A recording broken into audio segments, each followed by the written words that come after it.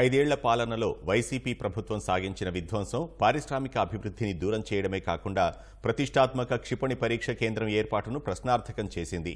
కేంద్ర అటవీ పర్యావరణ మంత్రిత్వ శాఖ నుంచి రెండో దశ అనుమతులు మంజూరైనప్పటికీ కృష్ణా జిల్లా దివిసీమ ప్రాంతం గుల్లలమోదలో ఏర్పాటు చేయాల్సిన క్షిపణి పరీక్ష కేంద్రం ఇప్పుడు ఆంధ్రప్రదేశ్కు బై చెప్పి గుజరాత్లో ఏర్పాటు దిశగా ప్రయత్నాలు జరుగుతున్నట్లు అత్యంత విశ్వసనీయ సమాచారం. అధికారికంగా ఇంకా ఎలాంటి ప్రకటన రాకపోయినప్పటికీ తాజా పరిణామాలు అనుమానాలకు బలాన్ని చేకూరుస్తున్నాయి. వైసీపీ ప్రభుత్వ విధానాలకు ప్రైవేటు పరిశ్రమలే కాదు, కేంద్ర ప్రభుత్వ ప్రాజెక్టులు సైతం ఏపీ నుంచి వెళ్లిపోయే పరిస్థితి దాపురించింది.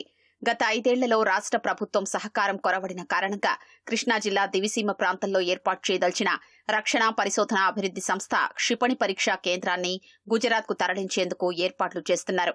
ప్రస్తుతం క్షిపణి పరీక్ష కేంద్రంగా ఉన్న ఒడిశాలోని బాలాసోర్ కంటే అనువైన ప్రాంతం కోసం అన్వేషించిన కేంద్ర రక్షణ శాఖ 2011లో కృష్ణా జిల్లా నాగాయలంక మండలంలోని గుల్లలమోద గ్రామాన్ని ఎంపిక చేసింది.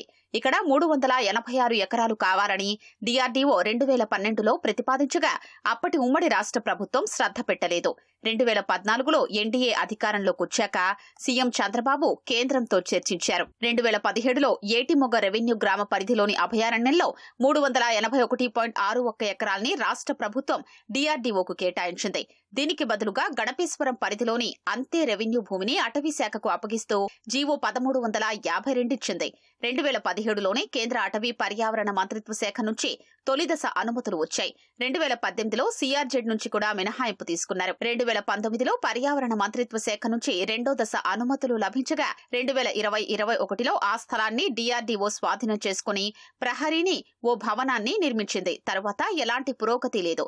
క్షిపణి కేంద్రానికి వచ్చే ప్రముఖులకు అతిథి గృహం, శాస్త్రవేత్తలకు నివాస సముదాయం కోసం గన్నవరం విమానాశ్రయం సమీపంలో కొంత భూమి కావాలని డీఆర్డీఓ ప్రభుత్వానికి లేఖ రాయగా నాటి సీఎం జగన్ పట్టించుకోలేదు. డీఆర్డీఓ చైర్మన్ గా ఉన్న సతీష్ రెడ్డి పలుమార్లు నాగాయలంకను సందర్శించారు. 2021 జూలైలో వచ్చినప్పుడు త్వరలోనే నిర్మాణ పనులు చేపడతామని ప్రకటించారు. ప్రస్తుతం కేంద్ర రక్షణ శాఖ శాస్త్ర సలహాదారుగా ఉన్న ఆయన క్షిపణి పరీక్షా కేంద్రం తరలిపోకుండా ప్రయత్నిస్తున్నామని ఇటీవల చెప్పారు. మేమేదైతే క్షిపణి కేంద్రం అనుకుంటున్నామో అక్కడి నుంచి ఒక 8 కిలోమీటర్ల దూరంలో ఎక్కడ ఒక చిన్న ఇల్లు కూడా లేదు. అందుకని చాలా రక్షితమైనటువంటి ప్రదేశం. దానికోసం అందుకనే కష్టపడి అన్నీ తీసుకుని వచ్చాం. ఇక్కడైతే ఇక్కడ మెయిన్గా మనం మెయిన్ ల్యాండ్లో ఏదైతే చేయాలనో అక్కడంతా కూడా కట్టడాలు జరిగాయి. మిగతావి జరగాలి, దానికి కొన్ని అనుమతులు రావాలి. ఖచ్చితంగా వచ్చి ఇక్కడ క్షిపణి కేంద్రం వస్తుందని చెప్పి ఖచ్చితంగా ఆశిస్తున్నాను. ఈ ప్రాంతంలో ఉండేటువంటి వారికి ఆశిస్తున్నాను.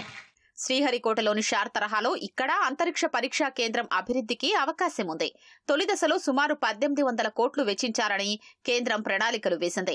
5 ఏళ్లుగా జగన్ సర్కార్ స్పందించని కారణంగా ఈ కేంద్రాన్ని గుజరాత్కు తరలించాలనే యోచనలో డీఆర్డీఓ ఉన్నట్లు తెలిసింది. దీనిపై అవనిగడ్డ ఎమ్మెల్యే మండలి బుద్ధప్రసాద్ ఆందోళన వ్యక్తం చేశారు.